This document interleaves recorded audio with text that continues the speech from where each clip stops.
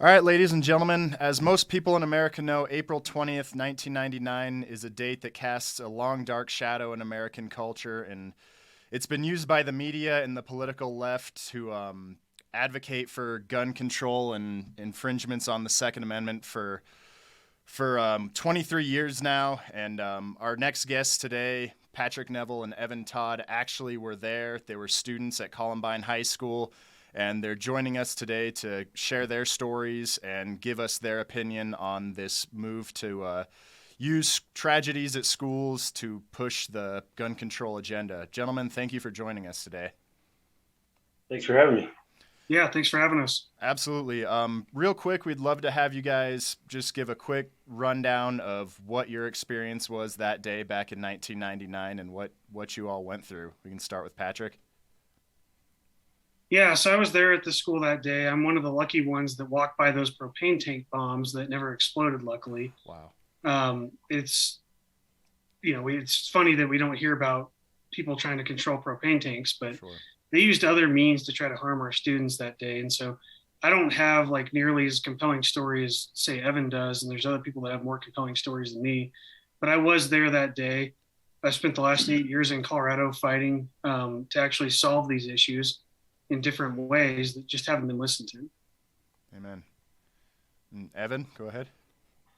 Yeah, I was same grade as Patrick, sophomore. I was in the library that day, and Wow. I was the first student that was targeted.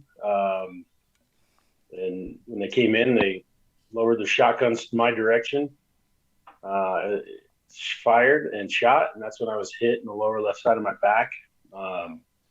I jumped down behind a librarian's desk, and they fired two more shots that went over my head and hit the desk in front of me, blowing shrapnel and ricochet back into my face. When they came in, everything that happened in the library happened within a 7-8 minute span. And when they came in, they walked around, they shot at, excuse me, other classmates at random. Some they murdered execution style. Some they laughed at and mocked. Some they joked about knifing to death. Some were hit with pipe bombs that they had made in their garage. And after a while of them being in the library, they came back to where I had crawled under the desk, and they saw me. One of them kneeled down and he put a gun to my head and he said, "Why shouldn't we kill you?" And I told him, "Look, man, I've been good to you and everyone in the school, and you know it." And that murderer turned to the other murderer that was there that day and said, "You can kill him if you want." Luckily, he was kind of dazed at that point, and they talked back and forth for a moment and decided to let me live. And they left the library at that time. And I later learned that I was the last one to speak to them alive. They walked around the school after that, trying to blow up the propane tanks that Pat was lucky to avoid. They walked in, looked at classrooms, and eventually went back to the library. And we all know they committed suicide, and that's when it finally was over, in essence. So, Wow. Well, first of all, thank God that both of y'all were able to make it out of there alive. It's even hard to listen to, 23 years ago. I'd like to know, in the aftermath of the situation, what was that time like for you guys, your classmates, your families? Nowadays, you definitely see the media frenzy in the aftermath of these things. Was that something that you all dealt with? And did you ever feel like there was the gun control agenda being forced on you? We all know that Michael Moore was able to turn it into a $58 million grossing movie. Did you experience any of that? Yeah, we certainly did. I mean, I'll never forget, just even immediately after the shooting, we gathered at my old elementary school, Leawood Elementary. And that's when the buses started coming back in. And we were just trying to gather there to find out what friends were okay, what was going on. That's where a lot of our parents were picking us up. And I will never forget the look on the father's face that I knew very well. I grew up with him. He had coached my elementary soccer team. He was the assistant coach of my baseball team. My dad was the head coach. great, wonderful guy, great, wonderful family. His son was doing wonderful things in life. I wasn't at the time. I was a punk 15-year-old, probably doing, making most bad decisions a punk 15-year-old could make at the time. His son wasn't. He asked me if I'd seen his son, and I hadn't, and he never saw his son alive again. And so you saw the media frenzy start right there, and you saw it. We started going to Chatfield High School after we kind of reopened school because Columbine was still closed. Mm-hmm. So we went to Chatfield High School for, I think it was about 2 weeks. And even then it was like a big deal. Like when yearbooks got distributed, the media came out and made it a big ordeal. But you didn't see the direct, immediate response that you see now to push gun control. You see it now. I mean, when I look back at like the STEM high school shooting that happened, yep, and I become wonderful friends with John Castillo, who lost his son Kendrick, who's a total hero. Yes, sir. And it was immediate. They were trying to, Moms Demand Action, a big gun control group, basically tried to co-opt a whole, vigil for Kendrick, to honor Kendrick, to push gun control. And we're seeing that more and more. We're seeing that, the president, I think it was Bill Clinton when we were in high school, didn't come out immediately and start pushing gun control. Mm-hmm. And mind you, Columbine happened too, in the middle of the assault weapons ban. That didn't stop it from happening. And now we're seeing that, like, it's immediate. It's just the immediate response of every Democrat, and unfortunately a lot of Republicans, a lot of Republican legislators and congressmen out there are trying to find the easiest or most convenient thing of gun control so they can say they did something, but they're looking through it from a wrong lens, if you ask me. We need to instead empower individuals to actually protect our children, and empower parents to let their schools actually know what their needs are and what they expect for their children. And so I think it's a two-pronged approach of, one, ending gun-free zones is super important, but that's not going to be the end-all. I think the other thing that we have to do is actually look at school choice. I'll tell you, I cried really hard the next day after Uvalde dropping my own kids off at school. And I was lucky because my school actually has a school resource officer, and he's wonderful, amazing, does a great job. And I was able to thank him because he opened the car door for my kids to get out, and truly thank him and tell him why. But it's one of those things. My kids go to a charter school, so I was able to choose that school and continue to take my kids to school because of their security protocols. But there's a lot of districts out there that don't have school choice available and don't have different options to parents that are available, whether that is school resource officers, whether that is armed teachers, whether that is properly trained staff, whether that is something simple. It shouldn't be controversial at all, but has been. Locking doors, tempered glass, those things shouldn't be controversial. You bet. Somehow they get controversial. Yeah, absolutely. And you hit the nail right on the head there. We need to end these gun-free zones. We need to allow people to protect themselves. But I think another important thing is what do these survivors of the Texas shooting need the most right now besides you got the media all in your face. They have been for a week and a half now at this point. Like, what do they need right now? Yeah, and I'll let Evan speak to this as well, but, I think they actually need some time to grieve. They definitely need prayers. Prayers don't go unanswered.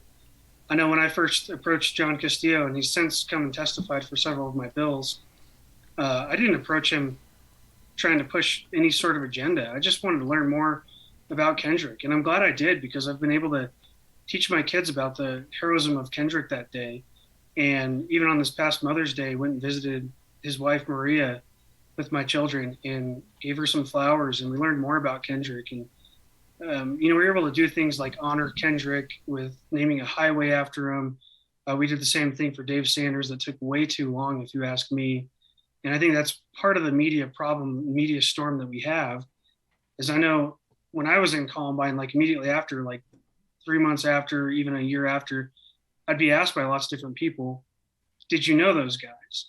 And I would say yes, because I knew the people that were lost, great students, wonderful human beings that were lost that day. And but they were always referring to the shooter. So I think for a long time they made the the heinous criminals out to be the famous ones. And I think that narrative is starting to change there, luckily. So we're honoring the heroes of those awful tragedies, like Dave Sanders, like Kendrick Castillo. And I think that's an important step. But right now, the families do need some time to grieve and actually compose themselves. They might have different opinions as I do on this issue, but that's okay. We're all human beings, and we need to discuss that. You bet. Yeah.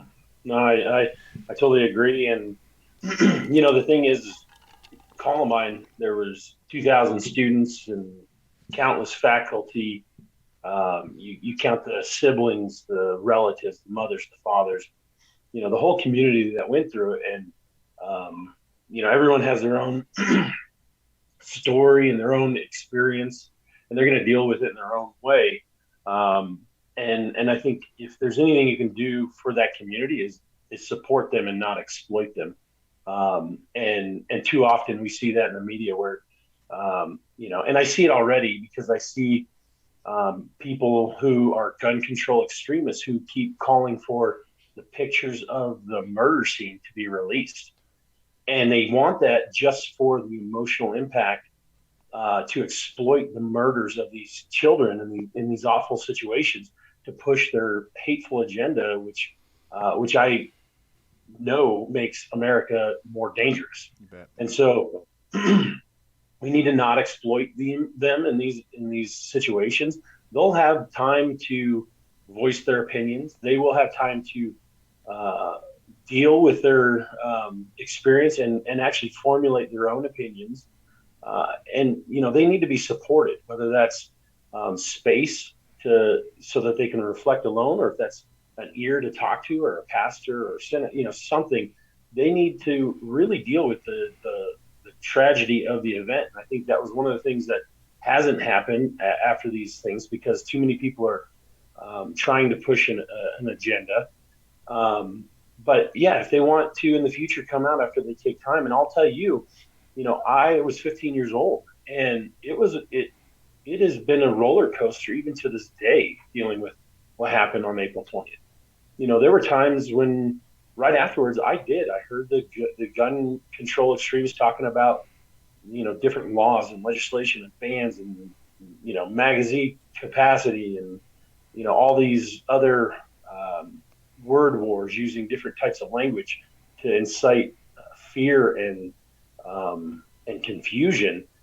And there were times after Columbine that I thought, do we really need guns? I mean, what's the point? And I had that debate, and I think every single person should, and they should research it, and they should see why we have the Second Amendment enshrined in our Constitution, why that is constitutionally protected for the citizens of the United States. They should look at world history and see what the world looked like, the barbarianism and the tyranny that was just rampant through every corner of this nation until the miracle of the United States and the protection of individual liberties. And so this is a path that's not taught in school, and it's no wonder because it's part of the agenda that they're pushing. But we should allow them time to do this, and not only that, we should have these tough conversations as adults, and not only we do it nowadays on social media, but we should have these conversations in person, because that's how children learn, by hearing the different points of view and seeing how civilized people have discussions and debates. There's a lot of rhetoric and hatred from different sides, and you can be passionate, because I sure as heck am. But you also need to show that this is something that we not only believe in, but we will stand and defend. Bet. And so, there's a lot of stuff that goes with that. But yeah, support them where they're at now. Don't use them in your debates. You bet. Yeah, and to add to that too, I mean, I would say myself, I was 15 when this happened, and I didn't have any strong opinions as a 15-year-old kid, and even if I did, I don't know if they should have been completely listened to. I was 15. I was Sure. Like I said, I wasn't making the best judgment calls to begin with. My opinion started forming much later, and it was after I got my concealed carry permit and I was in college, and I could equip myself to protect myself anywhere else. But at the time, we didn't allow college campuses to A lot of my college campus specifically didn't allow concealed carry on school grounds. And if there was one place that I really did feel unsafe, it was in the classroom setting because of my experience. And so that's when, I mean, that was years later. We're talking, 6 years later after the shooting that I experienced, that I started developing those opinions. And right now it seems like they just want folks to, voice a certain opinion so they can exploit that immediately. And it's truly wrong. Sure. Well, you guys kind of already answered my next question. I was going to ask how your opinions on the Second Amendment sort of evolved, and obviously from being 15 years old, didn't really have a full-fledged maybe opinion formed. It probably wasn't the highest priority for you, but I'd be interested to know, especially from you, Pat. I know you come from a political family. Did the opinions of any of your family members change on the Second Amendment following April 20th? When I was 15, it was one of those things that, I wasn't really much around guns at all until my grandfather started teaching us how to shoot. And he was very strict, on the 4 rules. I remember him sitting down with a little 22, pump action 22, teaching me how to shoot, and gave me several different steps, and was extremely safe on it, and went through those different steps, and then even had me in a routine of, pumping it back and then releasing the hammer. And they got me in like this long routine going over and over and over doing this stuff. And then I got ahead of him. And once I got ahead of him, he said, "You got ahead of me. You didn't listen. Set it aside. You're not shooting today." And it was like my first experience. And so we weren't like totally surrounded by him or anything. Like we kind of had general like opinions. We weren't afraid of him, but we were taught to respect firearms for sure. And then obviously as time goes on, and then I've got my own family, I've evolved more and more, because this is the way that I can protect my family. And it is my God-given responsibility and duty to protect my family. And so my opinions have definitely strengthened since when I was 15. I'm sure my dad had strong opinions when I was 15 on how to protect me, and same with my mother. And I'm sure they were equipped to do so. But I was 15. I was a little kid. Exactly. And so, I didn't have incredibly strong opinions. And then as time goes on and I take those responsibilities and kind of pick up the cloak and move on, then sure, my opinions grow much more stronger. You bet. Yeah. My experience was a little different in that, guns were never a political issue for me as a child. Not that I knew I knew that there were political issues, but I wasn't following it like some kids do today. But, I grew up in Boy Scouts. My father went through the sheriff's deputy academy and worked as a treasurer. He was an armed agent of the government, if you will. And he, for a while. And so he had a firearm. I don't remember, seeing him with it a lot, but I knew there were guns in the house growing up. And I'd go to Boy Scout camp every summer and shoot BB guns to 22s to then, 308s and 12 gauge shotguns, black powder rifles. So I was around firearms a lot through Boy Scouts. And, a lot of the adult leaders, I knew just from hearing conversations that some of them were Republican and some of them were Democrats. And it wasn't even a political issue. It was about safety, and it was about using the tool for whatever it is, whether that's sport shooting or hunting or whatever, what we were learning. But we got our safety done. And that was when I started listening. I really started listening to political debates after Columbine because of being, immersed in the experience. And I remember thinking, one of the things that kept coming up was that these two had access to guns. And I was thinking, I had more access to more guns than either one of these two murderers on the day of Columbine. And not only that, I had dozens and dozens of sleepovers at friends' houses with more weapons that were, back in the 90s, almost all the fathers that I knew that hunted, they had an oak cabinet with a glass front case. Yep. And these guns were just right there in the living room. I mean, we had access, and there was a lot of us who had access to firearms at Columbine. But we didn't want to murder someone. And so that was one of the things that kind of kicked me off on looking into the gun ownership debate and the Second Amendment. I thought, it has to be something other than just access to guns, because if it was access to guns, this would have happened every day all over, So that's when I started looking into who these two murderers at Columbine were. And yeah, their hearts had gone cold. They were evil and demonic. They had mental health issues, obviously. And there was a lot of other aspects to it. And so that's when I really started to formulate my opinions. And I realized that, when it comes to these situations, I look at it as cancer, and it is a cancer in our society. And there are ways to prevent cancer. You can eat healthy, exercise, yada, yada, yada. I'm not a doctor, but there are ways to prevent it. And that's like with these school shootings, we need to look at the heart, the evil. That we need to teach these kids in school what's right and what's wrong. We need to not confuse them with many of the things that are going on in schools. Teach them that life is valuable and to respect life and to respect other people. And then there's a way to treat cancer. When there is cancer, they go in and doctors kill it, whether that's through chemo or surgery or whatever. And we need to do the exact same thing. When we get cancer in our schools, when someone shows up to murder our children or our community members, we need someone there to go kill the cancer. We need someone there to chase down, to immediately engage a mass murderer and stop it. And that's the quickest, most effective way. I look at what happened at Columbine. We had a school resource officer, and I don't want to hash it out too much, but protocols were different for police officers then. And, but the response time was horrible, and we saw how many people died. You look at the response time, what was it, in Norway? They had a camp school shooting. He was there for hours and killed 60, 70. I don't even remember the number, a huge amount of people. You look at Uvalde and the slow response time and the high number of casualties.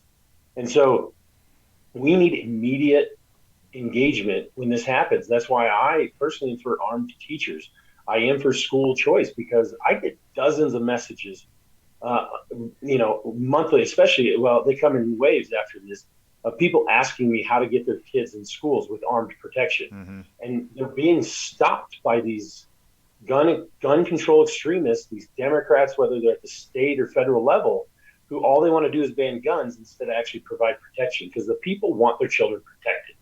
And so, that's the way I look at it with these situations. But and it goes deeper than that. The quicker response time, the quicker we can get medical treatment for people who have been injured, and that saves lives. Yep. So we need to have quick response times. We don't need more gun control. There's nothing that's going to save a child in Texas because I own an AR-15. But something that is going to save a child's life in Texas is if there's armed staff, whether that's a teacher, an administrator, an SRO, whatever. The quicker there is, that's going to save lives. Yeah, and I kind of want to expand on that. And you both have pretty pro-gun views, and Pat, I know you've worked in the legislature, working to support pro-gun legislation. But how do people react when they hear that these Columbine survivors are pro-gun? Yeah, I think that's an interesting kind of anomaly that's happening within the media. It seems like as though they want to make it out to be, the narrative is that every victim wants gun control, which is absolutely not the truth. I mean, you have Evan and I sitting here talking about it. Evan probably more victim than I was, but sitting here talking about it, we don't agree with that, and we don't think that's the solution. I've talked to many others, like John Castillo, for instance, right? He doesn't think that's the answer, wants to actually equip teachers to be able to arm themselves. There's Andy Pollock, who I've gotten to know, who lost his daughter Meadow, that doesn't think that's the answer. And a lot of these people have supported my bill that I ran for 8 years. I ran it all 8 years in Colorado that would end gun-free zones. And then there's others out there too that are kind of agnostic on guns completely and think that, well, there's other solutions out there. I mean, I can think of one example, a mutual friend of Evan and mine, Craig Scott, he was in the library with Evan, lost his sister, was outside, was in between two students who lost their lives. And Evan goes out and does these awesome like resiliency training programs in schools and stuff, and teaches students how they can control their emotions and how they are responsible for their emotions more so than anyone else saying anything to them. And he's literally had people come up and hand him hit lists of these were people I was going to kill in my school. And I'm not because of going through your program. But we don't want to talk about solutions like that. It's just everything goes back to gun control. And that's the narrative the media puts, is that every victim only wants gun control. We saw this happen too, even in the Boulder shooting, when you had Officer Talley, another hero who lost his life, actually trying to go in and get the shooter in the Boulder grocery store. And his family came out and said that he wouldn't support that. Yet then I'm sitting here on the floor of the House after his family said that, and they are using him as a reason to push this. And it's so wrong on so many different levels. And then we get down to it too. I think what Evan was saying, the fast response time is key.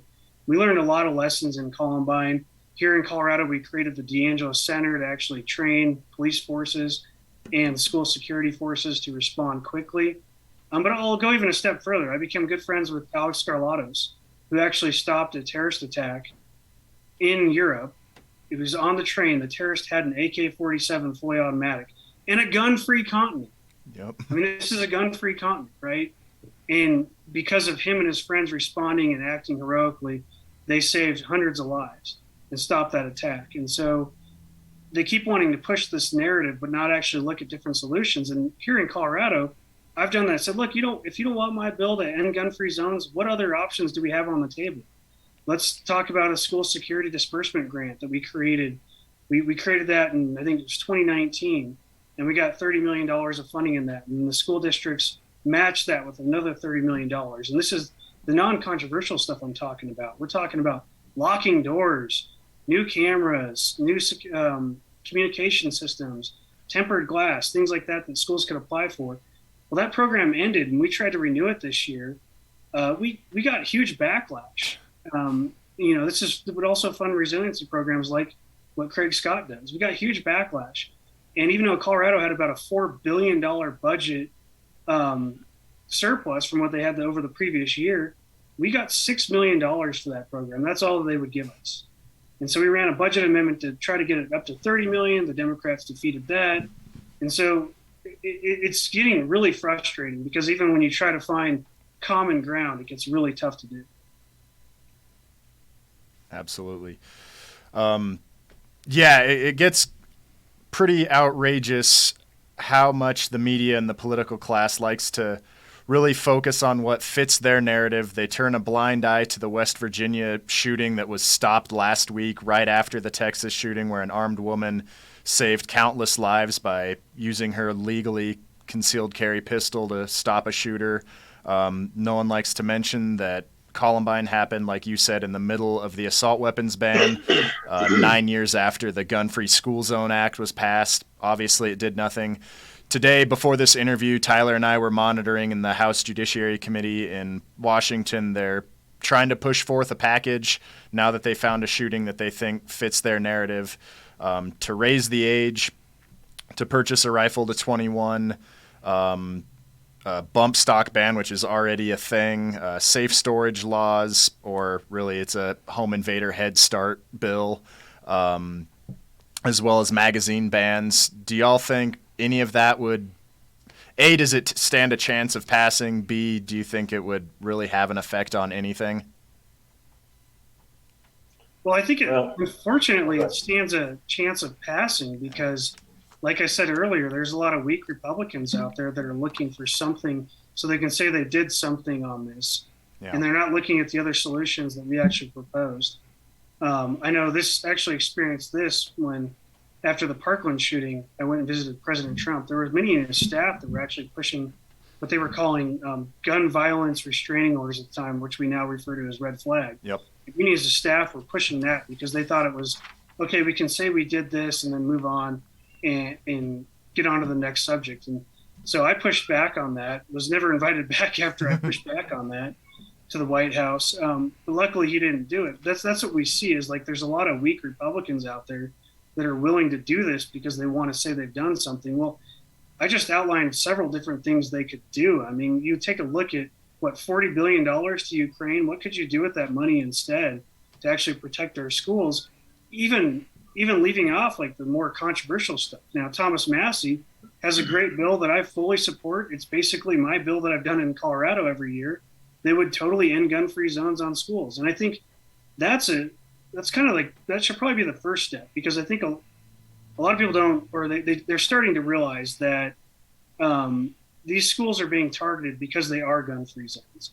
And it was kind of, when I met Trump, he probably said it best when he said, to a killer, that's like going in for the ice cream, is the way he put it. But it's honestly the truth. I mean, we see like in the Aurora Theater shooting here in Colorado, the killer actually drove by a different movie theater that wasn't a gun-free zone.